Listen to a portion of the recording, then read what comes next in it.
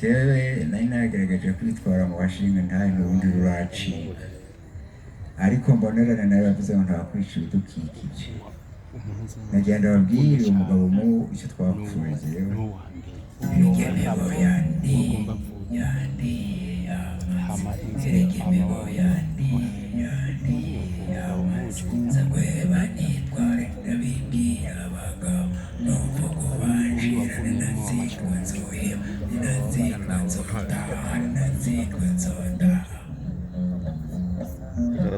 Mbe bashinga mbe tugira amahoro, jewe sindakanataka untunge mu mburane numvirize ndababwiye ntukika bigiye.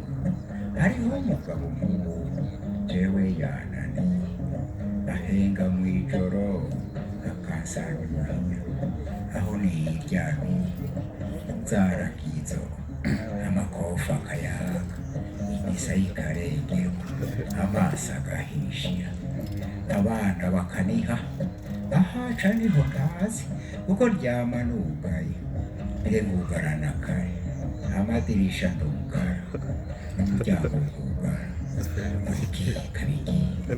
Bukeye mu gatondo hariho uboneretse ukugena nsigaye meze aca ndangira umuti witwa bayigone ukwica uwo mubu.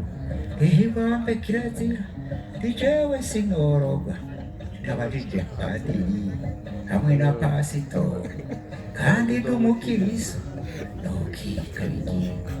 Uwo mugabo mubu nuko yivugira bayanka abasinziye bakunda baterama bakanga basahura bamwe bita babandi ntukika bigiye.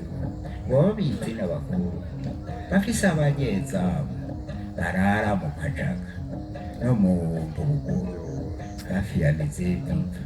Bobo duteramana tukarara turakina ngo gaca mu gitondo ngo gaheza ngasezera nane kera ndagaruka ntukika bigiye.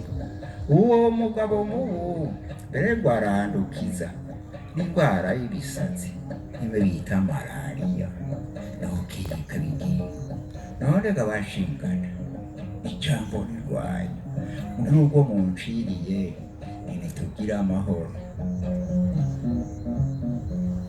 Iregemebo yandi yandi amazi nzagweba nitware ndabibwira abagabo n'uvugo banjira ninazitwa nzoheba ninazitwa nzoheba ninazitwa nzotaha.